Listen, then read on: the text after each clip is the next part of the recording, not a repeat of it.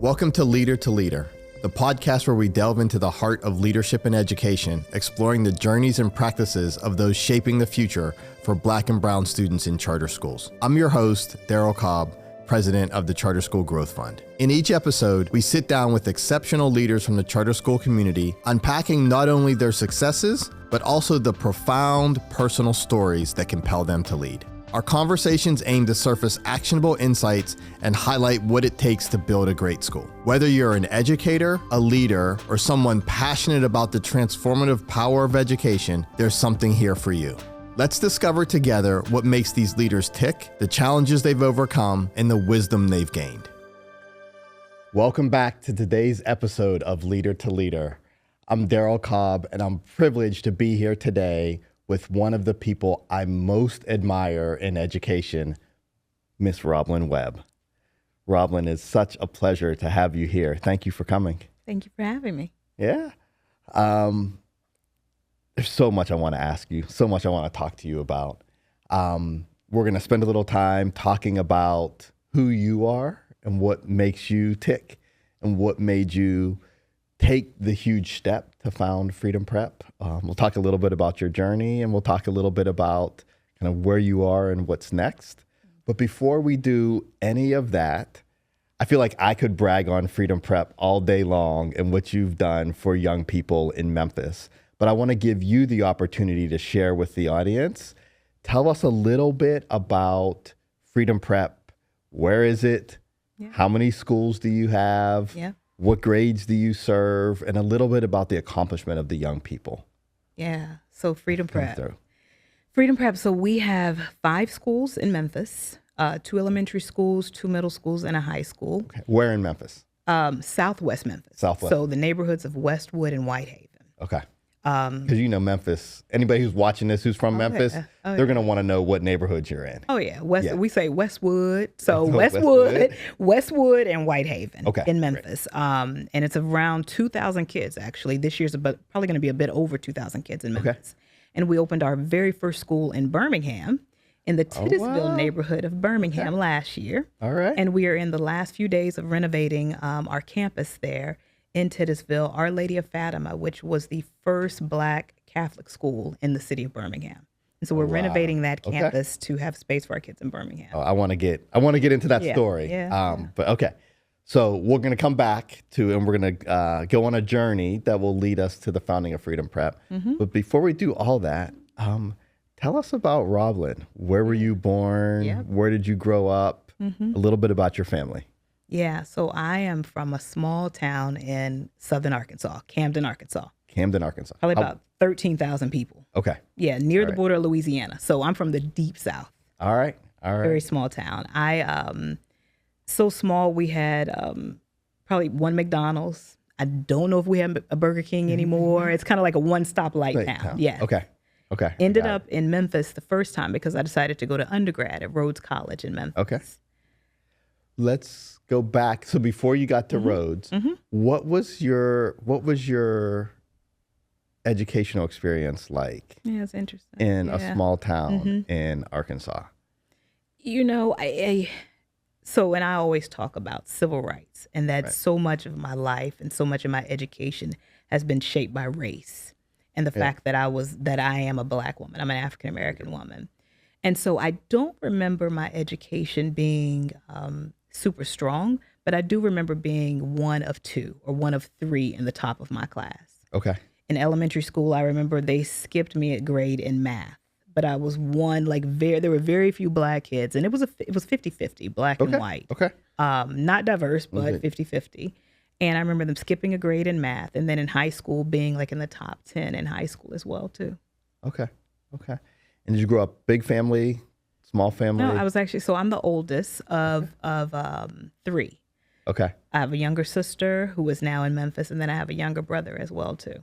And it's interesting, we're in Chicago. My parents met in Chicago. Oh, really? Yes, my parents met in Chicago. My dad hated Chicago. Okay. My mom loved Chicago. Were they living here, or they just? They were both living here when they met. So my dad is originally from West Virginia.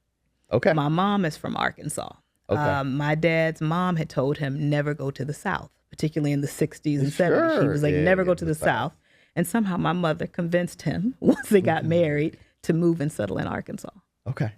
And is she from the small town? She's from Camden, Arkansas. Yeah. Okay. Yeah, so multi-generational. Very small town. She tells me stories about not having TV and their neighbors having TV and the kids standing outside the window watching through the window. Yeah. Oh, I love that. Yeah. I love that. I mean, small town as an outhouse in the first few years. So yeah. Okay. Yeah. And were you stereotypical older child? So you were the one in charge? So. Yeah. Oh, very much so. In every way. Yes. I mean, and you always wonder, is it your birth order or is it the fact that your parents require you to kind of be the oldest child? So I was a stereotypical. I was the one that got the best grades. I was the one that, of course, went to college first. I was the one that was responsible for the younger siblings. Yeah. Got it. And what were the hopes and dreams of a young Roblin? Oh, that's a great question. Yeah. What did you want to do or be? So I'll say when I was probably 11, both of my parents graduated from college. My mom graduated from the University of Arkansas Pine Bluff, UAPB. Yep. My dad graduated from West Virginia State. And so it was a no-brainer that we were going to go to college. It was just which college we were going to. And then I remember my dad taking me to my first step show at 11. I think I was like 11 or 12. And I was like, I'm definitely going to college after I saw that. And so I thought when I went to college, I was going to be a pediatrician because also at the time I was watching the Cosby Show, right? Yes. Cosby was I think he was an OBGYN. He was a doctor and Claire was a lawyer. And so I said, rest in peace, Theo. Yes. Oh God. Yeah.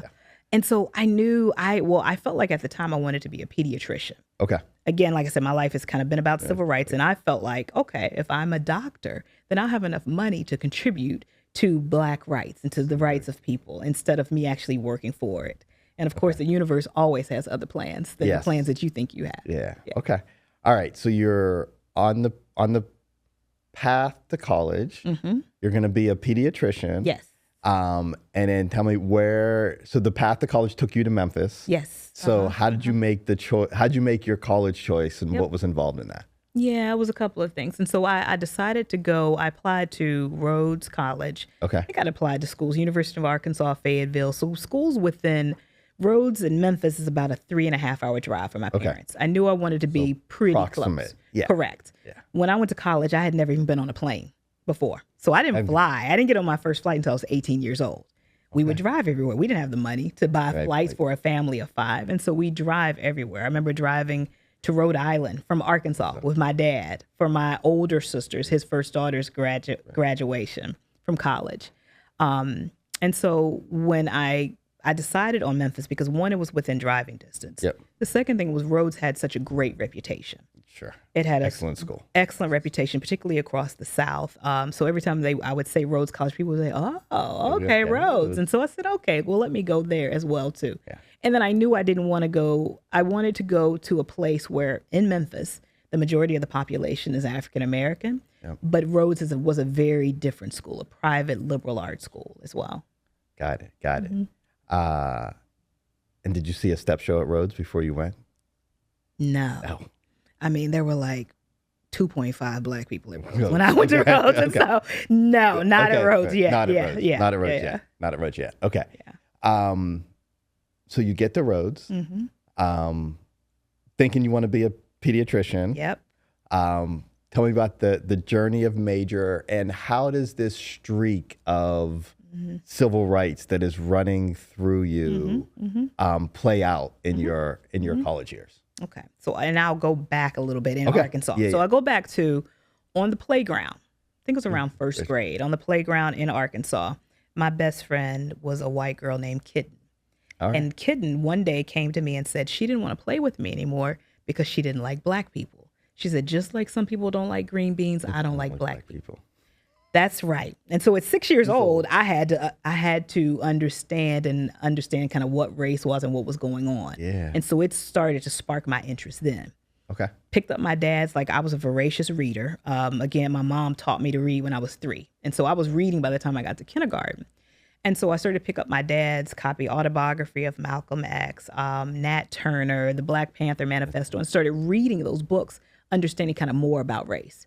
And so again, like I said, when I went to Rhodes, I was going to be a pediatrician. I could make enough money to contribute to Black causes. And then the record stopped when I got to take I think it was microbiology. Yeah, that was it for me. Yeah, that was microbiology, chemistry. And then I had an internship where I got to witness an open heart surgery. And I had never understood what queasy meant until until I saw that chest cavity opened. And that was it for my career. And then at the same time, I was taking a course because, at a liberal arts school, you have to take classes in all different subjects. And I was taking a class on Toni Morrison. Fell in love. Like, I loved that class. And so when I should have been studying my microbiology, I was staying up until midnight, 2:00 in the morning, reading Toni Morrison novels. And so I knew at that point I needed to shift. I wasn't exactly sure what that shift was. Right. Yeah. And so you're in this moment of realization. I was a candy striper in high school, and in a hospital, and I wandered into like the wrong area once, and I saw them bringing somebody through with the chest open, and I was like, that was it. No doctor for me. No doctor for me. So I get that. I get that. So how did this new love of Toni Morrison and literature? How did that shape the rest of your college career? So I switched my major to urban studies. Okay. I'm not quite sure why, but urban studies felt like the right move for me. What shaped my college career, but it also shaped my decision to go to law school as well too. Okay. So interestingly enough, one of my favorite classes was also sociology. Okay. One of my favorite professors, my sociology professor, I loved. Professor McGowan was his name. Right. And he also was really interesting because he was from New York. And from, as a Southerner perspective, being exposed to people from New York, the New York people are cool, right? And so I asked him, I was trying to decide whether to go to grad school in sociology or whether to go to law school. And Professor McGowan said, you need to go to law school. You've got a lot more to give. Which was interesting. And who knew? It was fortuitous, right? That I end up in this position here and have opened all these schools in Memphis and in Alabama. But he said, go to law school. You've got a lot more to give. You've got a lot more to do. Got it. Yeah. Got it. So you followed that advice. I did. You followed that advice. I did. And where'd you go to law school? Rutgers. Yes. Okay. So I said I was done with the South. I was never coming back. Going up north. I'm going up north. I decided to go to Rutgers. Rutgers Camden is where I started. Okay. I decided on Rutgers. So I actually got accepted to Howard for law school and Rutgers. And I desperately wanted to go to Howard because I also wanted a Black experience. I had been at Rhodes where, like I said, I was one out of 10 African-American students in my class of 400. Okay. Very small population. Rhodes was not diverse at the time. Now it is. And so I really wanted to go to Howard, but Howard, I could not afford Howard or to stay in D.C. And then Rutgers had a joint degree program. And so I was able to get my law degree and my master's in politics and public affairs. And so sight unseen, I decided to go and move to Camden, New Jersey from Camden, Arkansas. Yes. Drove up with a U-Haul truck with my dad. And I got there and I said, take me home. I don't care. I don't know what this place is. Take me out. He was like, well, no, just try it. I said, no, just take me to D.C. I'll figure it out. I was like, I'll figure it out. I'll stay with my sister in D.C., take me there. But my dad, again, as parents do, said, just try it out. Just stay for a couple of weeks, try it out. And I fell in love. Loved New Jersey, loved Rutgers, just loved the entire experience. Got it. And what did you think you wanted to do with your law degree? Yep. So I wanted to be a civil rights attorney, of course, right? This is what I was going to do. I'm going to be a civil rights attorney. I'm going to go fight these cases. And then at the time when I went to law school and even when I graduated, there wasn't a large practice in civil rights. Okay. Got it. So now you've gone to law school. You've had that experience. I'm curious, were there any kind of seminal experience? You talked about the professor at Rhodes. Yep. Did you have a similar class or professor or experience in broader Camden that solidified for you kind of your future path while you were at Rutgers? Not really. It's interesting. No, the only class that I remember was an anti-discrimination law class. Okay. And it was interesting. So I loved, if I'm a person that if I could have stayed in school for the rest of my life, I would have. But I actually needed to make some money. Love school. Super student. Loved the study. Loved it far more than the practice. But there was nothing necessarily in law school that said kind of this is the path. that I was going to take. I knew I didn't want to do criminal law. I knew for sure I did not want to do that. I thought maybe, let me think about civil litigation. Let me go into constitutional law. I was a strong writer. And so I knew I wanted to write in some aspect, but I didn't know exactly what I wanted to do after law school. And I definitely didn't know that I was moving back down south. Got it. Yeah. All right. So law degree, underarm, ready to go be a civil rights attorney. And yet somehow the path led you to founding a network of schools in Memphis. Yeah, look at that. How? Like, How does that happen? How does that happen? Yeah. So it's interesting. So it also led me back to Memphis when I swore I was never moving back down south. But of course, being the oldest daughter, that comes back. I said, well, I needed to go back home and be closer to my parents. Okay. My parents at the time were still in Arkansas, and Memphis is only a 3.5-hour drive. And so I said, okay, well, let me go back to the South, to Memphis, to practice. Yeah. Also was able to get a job at a law firm that did the legal work for the Memphis City School District at the time. And so I said, okay, well, this is interesting. This might be more aligned to what I want to do. I got in the law firm. Again, in the theme of race, I was the only Black associate at the law firm. There were 2 Black partners, and that's it. And it was a very conservative law firm in all types of ways. I think I was one of 2 Democrats in the entire firm. Needless to say, I stuck out like a sore thumb. I did not fit culturally. Okay. I also was young. At 25 years old, no one has necessarily taught you how to play politics in a firm. I was struggling at the law firm, and I found out and realized later it wasn't necessarily about my work. It was because I didn't fit in.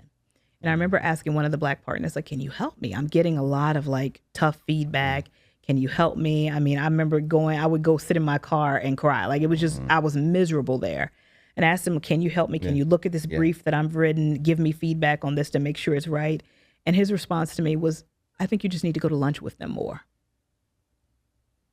Right. And so, not helpful. No, because it wasn't my work. It was that I wasn't a cultural fit for the firm. And so about nearly 2 years into practicing law, a couple of partners came and sit in my office and said that I wasn't the right fit, that they were going to let me go. And, the initial sting, of course, was tough. Yeah. But it stung for maybe 5 minutes because I was so relieved. I was miserable. I was miserable. This was not for me. There was even a time when I had to go against a family that was suing the Memphis City School District, I think for food poisoning. And the judge asked the family, where's your attorney? And they were like, we don't need an attorney. We can settle this right now. And they were like, well, this woman here has been trained. She's going to school, and, you don't want to go against her without an attorney. And even in that moment, I felt like I'm on the wrong side. I'm actually going against the very people that I've set out to help. And so nothing was right about practicing law. And sometimes the universe kind of gives you a break and says, let me release you from what you're not really supposed to do to get into what you should do. Yeah. Okay. So you gave the Heisman to the law firm. I did. And what was next? The next step. Yeah, so interesting. I had no idea. And I am a person that needs to have an idea of what's next. So it was a little nerve-wracking. Older child, you've got the plan. I've got the plan. I'm the responsible one. So I had no idea.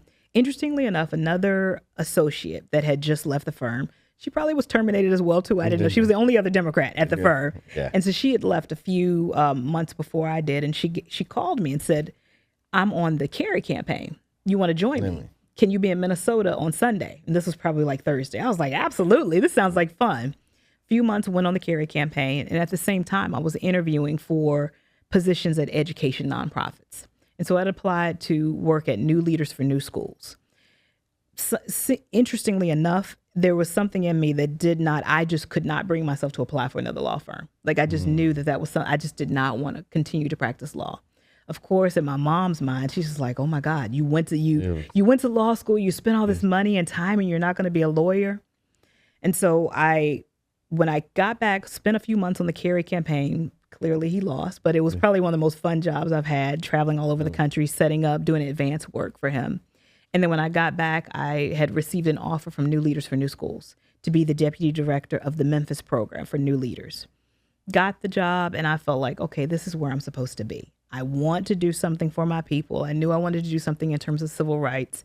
And I started to realize, okay, education, if I work on education, education is the modern civil rights movement. I felt like if I gave kids and people the tools to fight for themselves through a strong education, then I wouldn't have to fight for them as an attorney. Wow. Say that again. Yeah. Love that. Yes. Say that again. Yes, you've got to give people, if I gave people the tools to fight for themselves and to fight for their rights themselves, then through a strong and proper education, then I would not have to fight for them as an attorney. That's so powerful. Yeah. That is such a powerful statement. All right. I want to fast forward a little bit. So you went to New Leaders for New Schools, enjoyed your time there. Yep. But tell me about the moment that it was crystallized in your mind that you had a vision to found. We'll start with a single school. Okay. Yes. So I never had a crystallized vision. Let's say that. So the story of my life is I'm just kind of forced into things that I'm supposed to be doing. So I was at New Leaders for New Schools for about 3.5 years. My boss said that he was leaving. I knew I didn't want his job. I didn't want to have to build a board. Ironically, that's what I do. I didn't want to have to raise money. Ironically, I'm doing all of those things. What you're doing. Yeah. He said he was leaving. And then at the same time, I volunteered to coach a mock trial team at a local high school in Memphis. And I actually had never really even spent time in the schools, even though I was working for New Leaders for New Schools. Fell in love with the kids. Kids fell in love with me. It was the first time I think that they had interacted with an attorney that looked like them, talked like them, and they felt like they could become attorneys. Yeah. But what was just so disheartening to me was the realization that although the kids were doing extremely well on the state assessment, like they were passing state assessment with flying colors because it was a joke, they their ACT scores were too low to get them into four-year colleges and to, of course, not to go to law school. Right. And so I felt, okay, I'm working for New Leaders for Schools. I'm doing what I feel like I should do, and I'm still not doing enough, particularly for the Black community in Memphis. Yeah. Started to look at the statistics, and 20% of the entire population in Memphis has a college degree, and even less than that when you look at Black people. The city is 65% African American and a high poverty city. So I felt like, okay, I need to do more. I don't know what that more is. A friend sent me an email about a program called Building Excellent Schools. And he was like, this looks like you. And I was like, God, no, it doesn't. No, it absolutely does not. I was like, I don't want to run a school. I'm like, I see what our principals go through. I don't want to have to deal with that. But as fate would have it, I applied for the program, Building Excellent Schools. I think I applied maybe on a Tuesday. I had a phone interview that Wednesday, and they were flying me up to Boston on that Saturday to interview for the fellowship. I get to Boston and interviewed a couple of hours, and they gave me the fellowship on the spot. Wow. I remember walking to a park after the interview and saying, I'm feeling like the dog that caught the bus. I'm like, what do I do with this? Like, I got this fellowship. I don't know. I don't want to start a school. What am I thinking, right? But it sounded interesting to me, and it sounded like a way to really make a dent in society. I'm an Aquarius. We like to we're save the world type people. And so it just felt like this is the way that I will make my impact to build Freedom Prep. Yeah. Started the fellowship in the fall, August of 2007. Still didn't necessarily know what I was getting into. But what was so eye-opening to me, part of the fellowship was visiting these schools, these high-performing college prep schools in urban areas. And so going to visit those schools, and because I'd never been in education really, adjacent to education. I never taught, never led a school. But I saw schools that looked just like the schools in Memphis, but 100% of their kids were going to four-year colleges and universities. And I was like, oh, okay. If they can do that in the Northeast, we absolutely can do that in Memphis, and we will do that in Memphis. Yeah, love that. Love that. How'd you get to the name Freedom Prep? I mean, civil rights. It's just freedom. Yes, freedom. So I knew I wanted a name. So there were a few things in my kind of vision of Freedom Prep. Okay. I wanted families that could not afford private school education to have a private school feel. And so that's where the prep came in, the prep part. Freedom, of course, is because always we say education is freedom. I feel like education allowed me to change careers multiple times. Yeah. Education gives you choices. It gives you options in life. And so freedom came from that. You have the freedom to choose, the freedom to have options and choices in life through a strong education. Yeah. You founded 612. Yep. 612 School. Tell Tell me about recruiting students that first. Like, how did you Yeah. convince families and Yeah. students, like they had been in school for K through 5, to come to a school that didn't exist yet? Yeah. How'd you make that happen? With everything and all things Freedom Prep, and I'm a spiritual person. I believe that it just was supposed to happen. It had to happen for the kids in Memphis. Yeah. It's blood, sweat, and tears. Yeah. I had pizza parties where I recruited my friends to help me stuff envelopes and put stamps on envelopes to mail out. I had relationships with the Memphis City School District because I'd worked for new leaders. And so I managed to get them to send me names and addresses of fifth graders that were going to sixth grade. I would go to local elementary schools and talk to those principals about their fifth graders and ask them to come to Freedom Prep. We would go door to door. So I'd walk door to door. I remember stopping kids on bicycles and be like, "Where's your mom? Where's your mom? And how old are you? And where's your mom?" And they would take me back to their house, and I'd start talking to the parents about them coming to Freedom Prep. And so it was truly a grassroots effort to we started out with 96 graders. Okay. And that was done through friends, volunteers, and families because I was the only Freedom Prep staff member at the time. I love it. All right. So you recruit the kids, you build out a team, and you had a successful first year of Freedom Prep. Yep. How did the vision go from a single school that was going to be 612 to now what is a network of multiple schools across Memphis? Well, you're a main part of the story. Yes. I remember you are a main part of the story. In year 2, walking into this school. In Memphis. Yes. In the church. Second floor, that's right. In the church family life center, yes. You said, you all are doing okay. You may have to think about some things in the future. Yes. And I said, okay, well, that's nice to hear. And again, I was like, who is this man? Who are these people? Who are these charter school growth fund? I had no idea about that. And I definitely never envisioned a network of schools or more schools than just that 6 through 12. I told family when I was recruiting the initial sixth graders, if you put your child in Freedom Prep in the sixth grade, you won't have to worry about another school until they go to college. And that was it. That's what I was going to do. This 6 through 12 school. We were going to, you had the college banners everywhere, had college T-shirts on Friday. So that's what was going to happen. And so as in the theme of being kind of forced into what I'm supposed to do, I don't remember exactly what year. So there were a couple of factors. One, I knew we had to do elementary school. So I recognized early on when we had our 6th, 7th, and 8th grade classes, our kids were coming in so far behind. Yeah. At least 3 grade levels behind.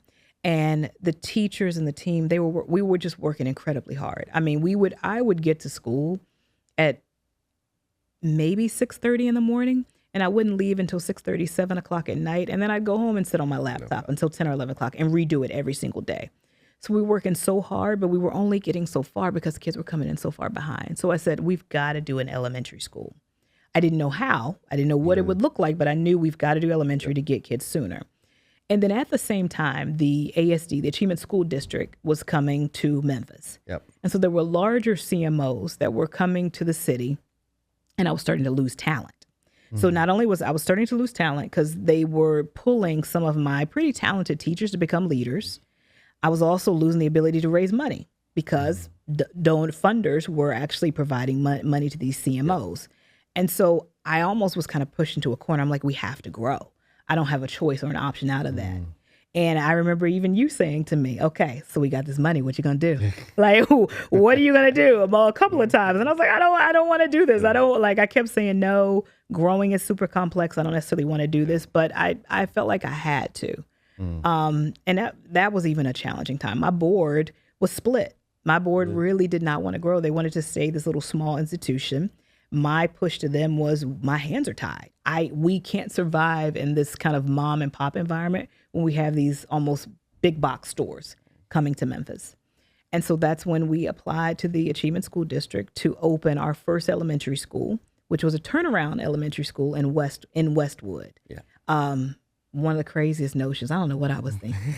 Like elementary school, which we had never done, and a turnaround school, which we had never done, and taking multiple grades. So we started out, I think, It was either K1 or K2, and then we took the entire school the following year, K5. Maybe a little bit of a spoiler. I want you to share with the audience that turnaround school. Oh, yeah. That was one of the 10 lowest performing schools in the entire state of Tennessee. Yep.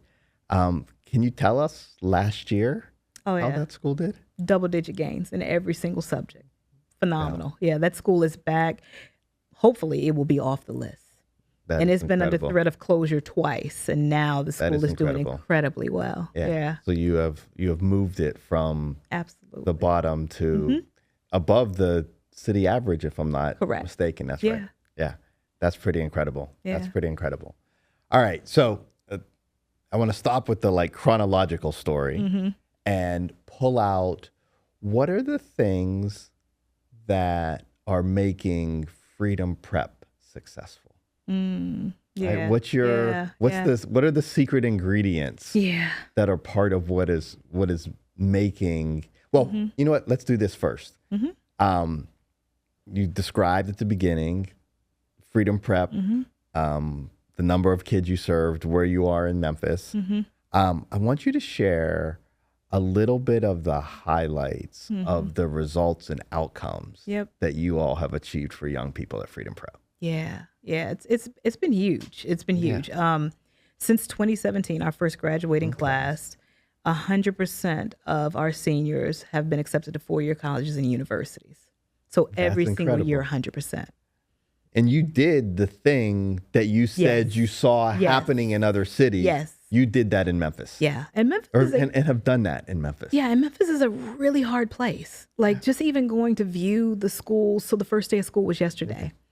And it was beautiful to see all those Black and brown children in such a strong school in a city that's not known for strong schools and that's not known for strong education. That's right. And so it was just beautiful to see that, yes, it can be done. Unbelievably unreal amount of hard work and hard times, but it can be done. Yeah. I want you to tell everybody about you all have had some unique things in the history of Freedom Prep. And I want to get back to the special sauce. I forgot about that.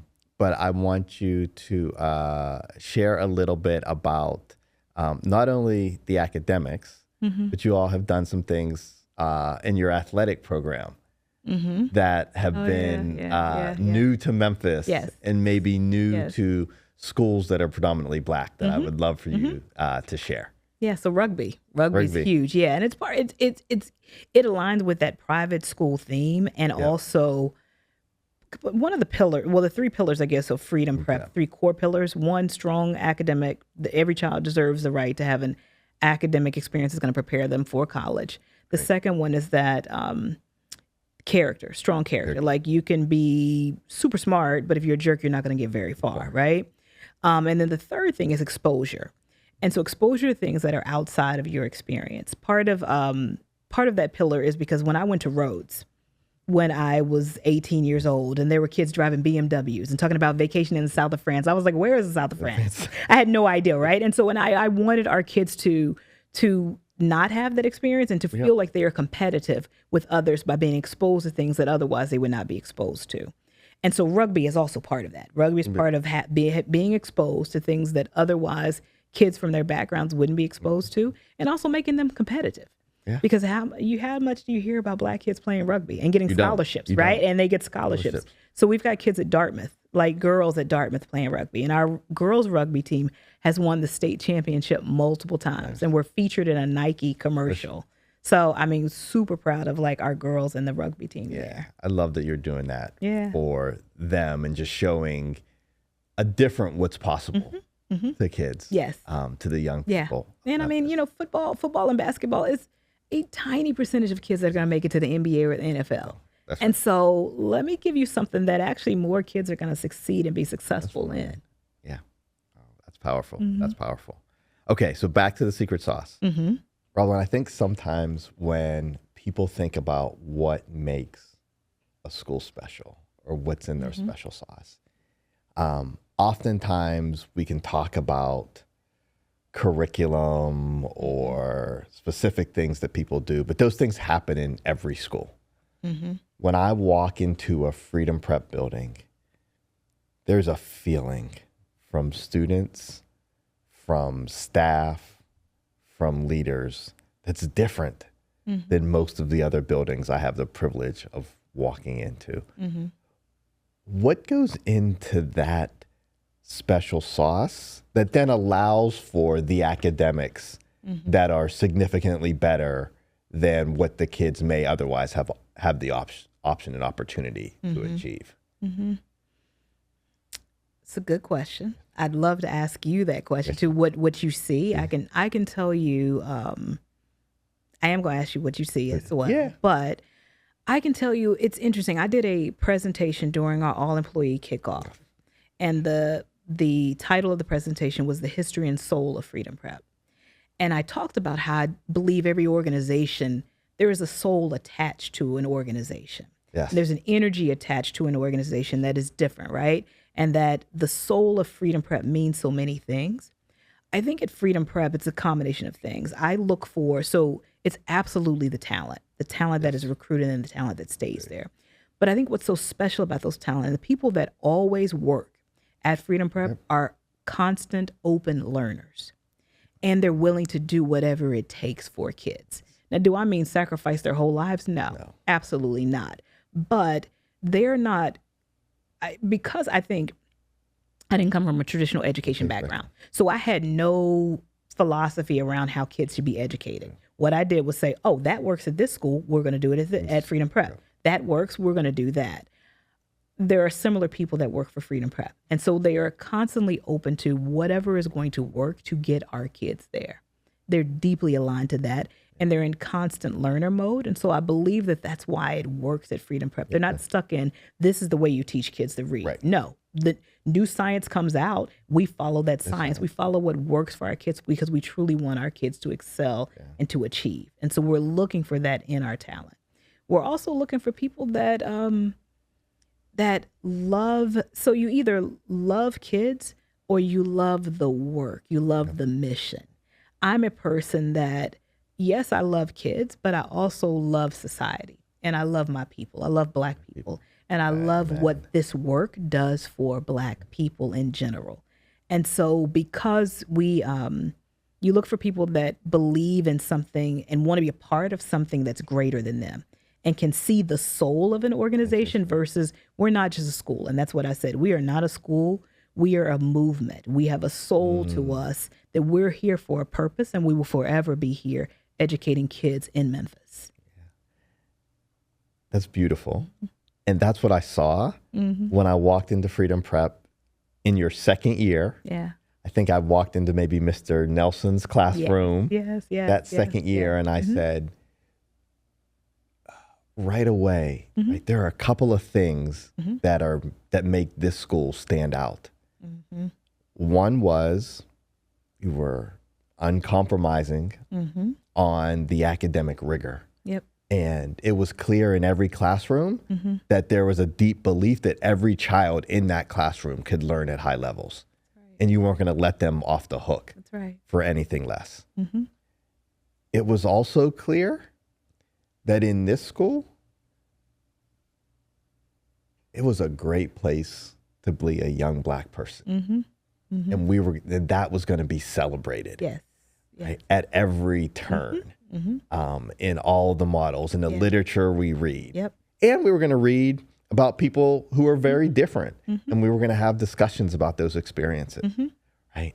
But that was special. And then I think the third thing that you captured is there was a soul to the school, right? There were smiles and joy on kids' faces, even in the face of what others would say are high expectations, the young men in ties, right?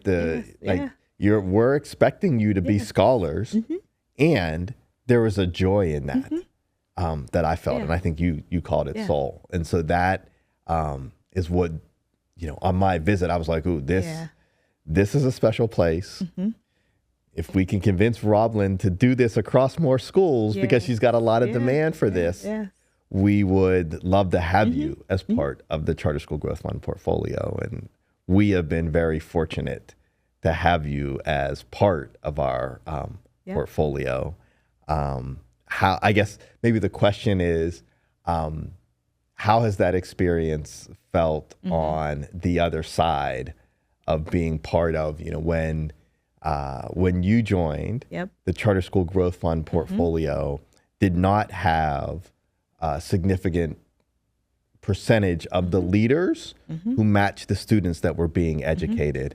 And now you helped us usher in a point where, 55, almost 60% of our leaders are sharing a background with the kids that we're serving. That's huge. And that's credit to you for sure by doing that. And I mean, it's been huge. Like, I was the first African-American female CEO founder in the Charter School Growth Fund portfolio. Yes. And I remember my first conference in the Bay Area, actually, and kicking it off. I was, I guess, the person that kicked off the speech and talked about my background and history. And being, one of few at that time, and now going to the conferences and all you see are people of color, it's just a beautiful thing. Like, our kids truly do need to see people that look like That's them. right. And even being part of the portfolio, and I'm a person that I'm always asking for help. Like, I am never, again, I'm a constant learner. And so I'm like, help, we haven't figured this out. Can you give me other examples of other networks that have figured this part out? And so it's been key to our success. I mean, our growth, of course, right? But it's also just been key to our success to have access to an organization that believes in excellent schools at that level. And you have access to those different schools and can learn from them as well, too. Yeah. Yeah. It's been great. It's been huge. Yeah. When you think about the fact that you were an attorney who then decided you didn't want to be an attorney anymore, and you went to New Leaders for New Schools, and then you had an opportunity to start your own school. What made you think it should be a charter school? Yeah. Yeah. And I tell people all the time, I am agnostic when it comes to the type of school for children. I think that it could be a charter, it could be parochial, it could be private school, it could be a traditional public school. But for me, freedom, civil rights is about choices. And so no family should be forced to send their children to a school that does not work for them because they can't afford to, because they can't afford to live in a neighborhood where there are super strong schools, because they can't afford to travel to a strong school. And so for me, and there's so much, particularly in Alabama now, because charters are fairly new, and there's so many battles and there's so much negative association with the word charter school. But for me, a charter is just a choice. It is a different option for families. I always said, particularly in Memphis, I want the district schools to do better. I want them to actually work me out of a job. Like, work me out of a job. The only reason I exist is because there are not choices for families that otherwise would not have them. And so it could have been, it could have been a private school. I had, again, no idea about schools, no thought process as to what type of school. What I knew I wanted to do was to give Black and brown families the options and choices to have a strong school that was going to prepare their kids to make the choice to go to college.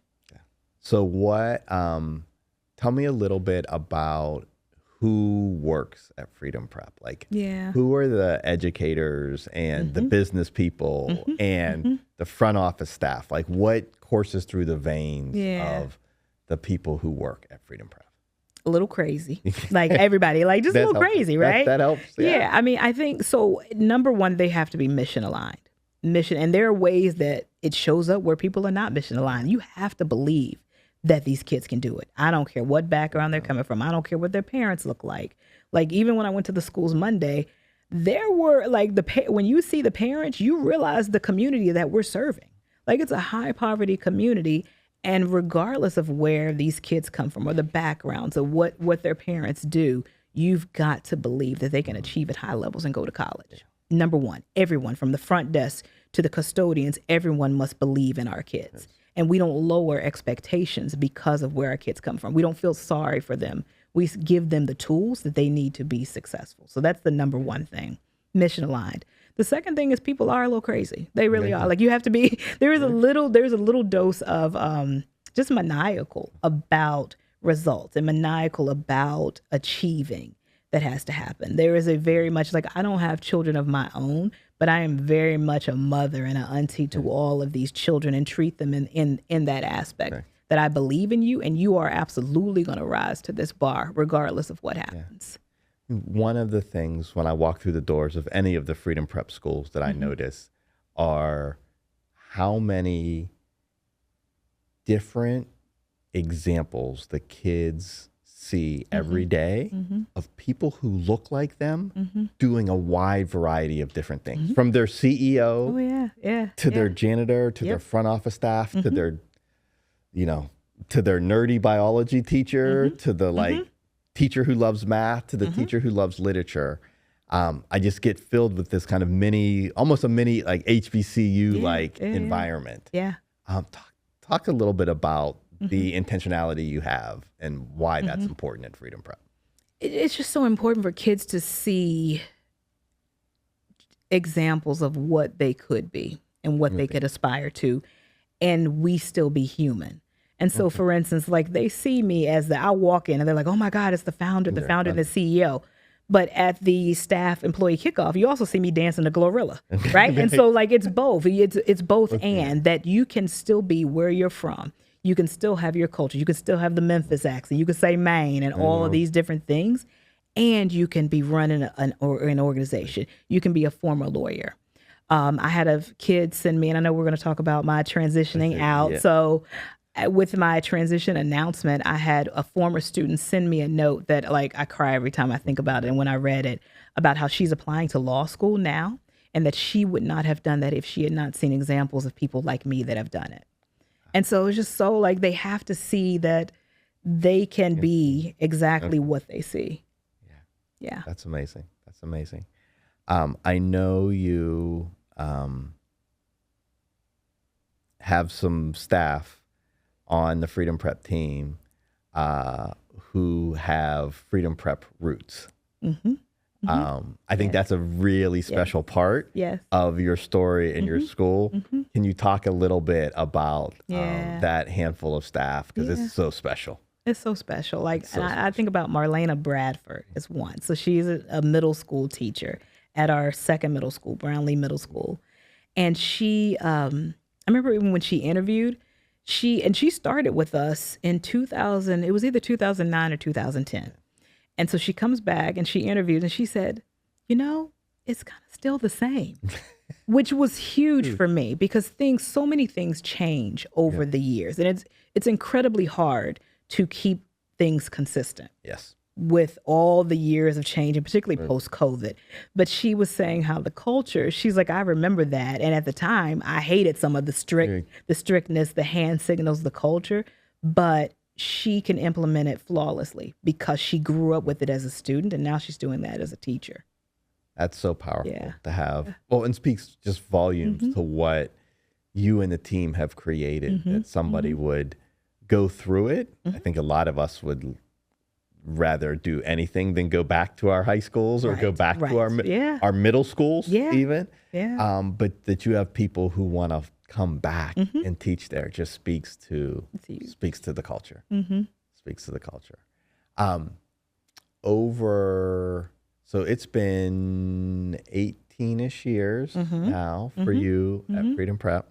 I'm curious if there are kind of, as you look back, and we're going to talk about what's next, but as you look back, are there one or two things that stand out for you as like, these are the things that make my heart beat a little faster, or these are the things that make the hairs on my arms stand up when I think about the last 18 years of Freedom Prep?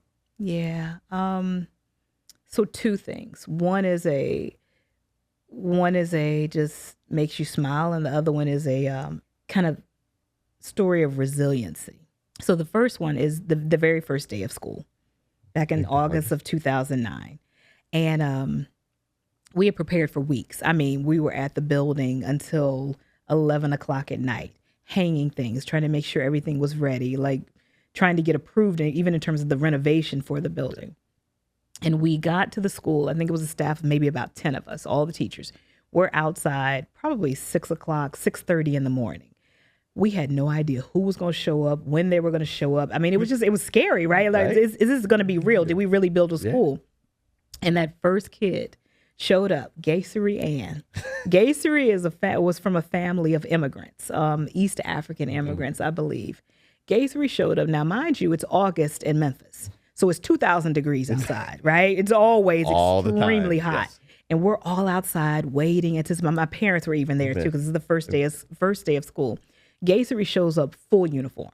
I mean, shirt, tie, cardigan buttoned up in 2,000 degree weather. And we're just like, oh my God, it's real. Like, a kid showed up. And so we were just so excited that one kid showed up. And then all of a sudden, cars just started pulling up back to back to back. So it was almost like a scene out of a movie. Like, it's real. Yeah. These people are showing up. Kids are piling out of cars to this school that is brand new, trusting this woman that they had never even heard of with their child's experience. So that was just like huge. I'll never forget that moment where Gayseri Ann showed up. And Gayseri is actually a nurse at Le Bonheur now at a children's hospital. I love that. So just thinking of that story alone. The second one is just a tough story of resiliency. So COVID, the pandemic, was hard for everyone. Yes. I won't say that it was harder for me, but I personally went through, and Freedom Prep went through just death and resurrection. I mean, I tell people, so on a Friday, and this was in 2020, on a Friday, we learned that my mom was sick. I learned that my mom was sick and may have had a terminal illness. On that Sunday, I get a phone call that someone had broken into a building, and this is during COVID. So we're out of school, kids are virtual learning. I get a phone call that someone had broken into our building that was under renovation, 95% complete, and tried to burn it down, which set us back an entire year. And then 3 weeks later, my mom passed. And so both personally and professionally, it was probably the worst time of my life. Mind you, at the same time, teachers and people were quitting like crazy. Like, COVID was unreal. Like, when we finally went back to school, we had outbreaks constantly. Our scores went from double-digit gains to single digits. It was unbelievable. But in 2021, 2022, we might have had single-digit scores. Yeah. The very school that has achieved now, Westwood School, was under threat of closure. So the district was trying to close the school because of the scores 1 year post-pandemic, and the scores when it was an ASD school, when it was a failing school. And so the 2020 to 2023 were probably the toughest years of my life, both personally and professionally. But I look back and smile, because Freedom Prep now is the strongest it's ever been. Like, every single school achieved phenomenally this past year. Every school made pretty much double-digit gains. We had some subjects in high school, and it sounds terrible, but it's unheard of to get above 50% with the population of kids that we have. And one of our schools, our high school, got above 50% in English too. And so to go from almost the entire business closing, like, I could have said, we just got to shut this operation down. We don't have staff. I spent the entire school year, 22-23, and I was the only C-suite member. I was the only chief on the ground, running the entire organization and at that time we had probably about 2,300 kids and over 200 employees. And so I never thought, I could not see where we are now, and it's such a beautiful place, but I never thought we would get there, because it felt like it was gone. Everything was gone from me at the same time, and now we're back stronger than ever. Yeah. And so given that the organization is strong and strongly rooted right now, talk to us about the decision that you've made to pass the baton of leadership at Freedom Prep and step out to your next adventure.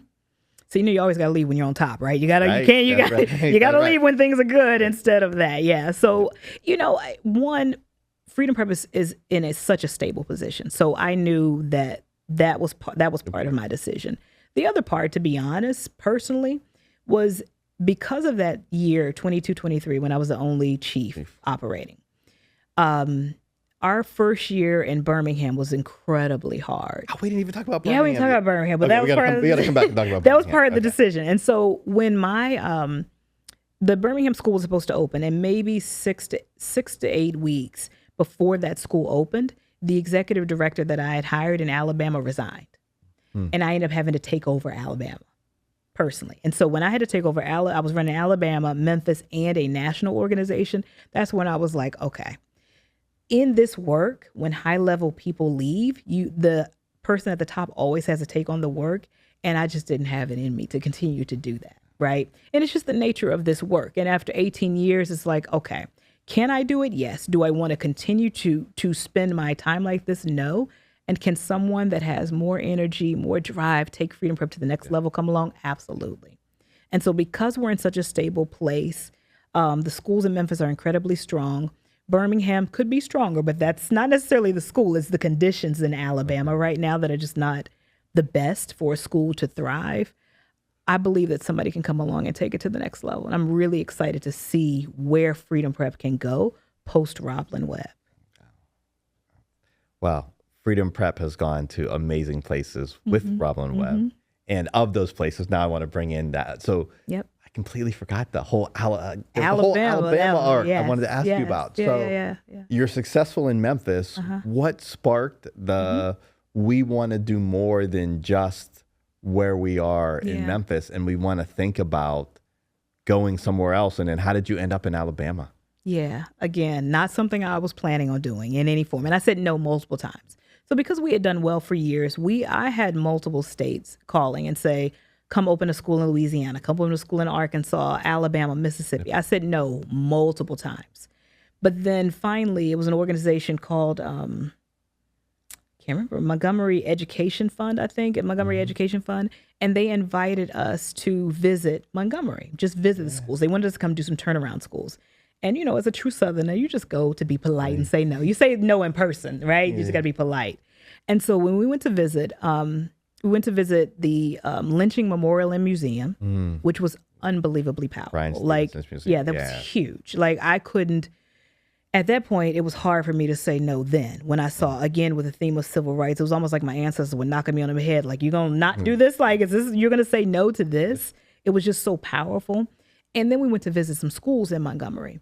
And when I walked into those schools, it just reminded me of being in elementary school in Arkansas in the 80s. Like, what I saw was just beautiful, caring adults. Clearly, they love children, but they just had not been exposed to what's possible. And I said to myself, like, I have been so fortunate to be a part of Charter School Growth Fund, to have done the Building Excellent Schools Fellowship, to be a part of organizations and programs that expose me to really the top-notch educational models across the country. And what they had in Alabama were the right ingredients, but just a lack of knowledge and exposure. And so I said, how could we not do this? And in my mind, it also started to trigger a vision of, we need to transform education across the South. The Northeast has had ed reform for years and a ton of philanthropy towards ed reform, which is why I was able to study those schools back in 2009. The West Coast has a ton of philanthropy and ed reform, but ironically, in the place where the majority of Black people in this country live, in the South, and the majority of schools, the majority of states have failing schools, there is not a ton of ed reform or philanthropy or models like Freedom Prep. So I said to myself, how could we say no to Alabama? How could we say no if what I plan to do is civil rights? What I've been wanting to do through education is civil rights. I always say, when I leave this plane, my goal is that Harriet Tubman gives me a high five and says, you did good, girl, right? You carried on. You did exactly what you were supposed to do. And so that's why I finally said, despite all of the challenges, I said yes to Alabama. Wow. That is powerful. Yeah. That is deeply powerful. And you're opening in a historic building. Yes. In Birmingham. That you all are renovating this year. How did that come about, and how does that feel? Oh, it's amazing. It's amazing. And the neighborhood, Titusville, actually is where Condoleezza Rice grew up. Okay. Which is interesting. Yeah. Okay. And it's beautiful to see that space transformed. It has not been without its bumps. Sure. Multiple bumps. The negotiation, always. Like constantly. Facilities are always a bump. But it's just beautiful to see that community be transformed. And particularly in Birmingham. Saying yes to Birmingham was saying yes to the next leg of the civil rights movement. Yeah. Martin Luther King was in prison there. Then he came to Memphis and he was assassinated in Memphis. And so for me, it was just that was just a natural transition. And then being in this historic building is also just huge for us, that we're bringing back, like most of the Catholic schools had to close. Right. And particularly Black Catholic schools weren't able to stay open because they weren't able to afford being able to do that. That's right. And so to be able to bring that back to that community is huge for us. That's amazing. Yeah. That's amazing. I have not yet had the chance to visit, and I look forward. See it. Yeah. I look forward to getting down to visit and see how Freedom Prep is doing it in Alabama. There are very few leaders in this country leading at the level you are in education. There are even fewer women who are leading organizations that have had the effect that Freedom Prep has had. And there's even fewer Black women who are leading organizations that are north of $50 million, $100 million budgets, that are employing people, that are being an economic engine, and that are changing the lives for young people. You've done all that. When you think back, what are the couple of leadership lessons that have stuck with you that you would want to share with other people? That's a great question. Wow. Okay. I think one is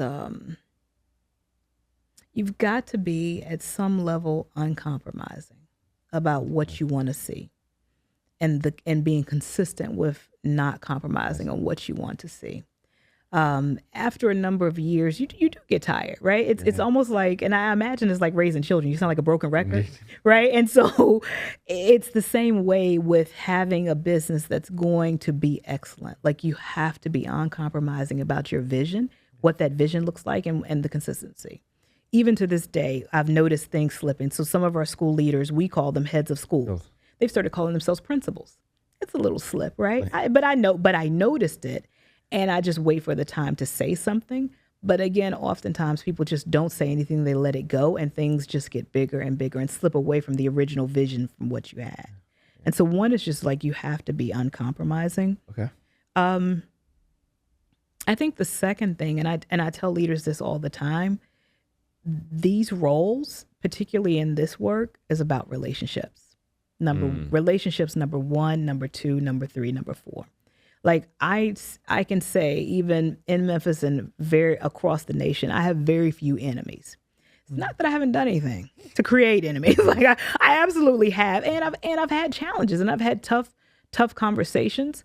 But relationships are so important, and I think I've had strong relationships just because I emit a level of authenticity. You're gonna get Roblin Webb. I am who I am, right? And that's what you're gonna get all the time. And most people respect that, and I sustain those relationships. And so I can call on people all over the country for anything that I need because of the ability to really maintain and sustain those relationships. Yeah, I love that. And uncompromising and building strong relationships. Yeah.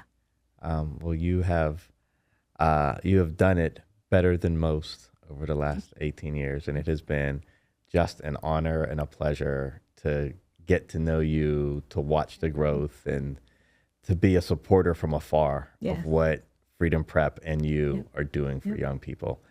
So thank you for joining us, and thank you for all that you've done and all that you will continue to do for young people. Thank you. Thank you so much. Thank you, Roblin.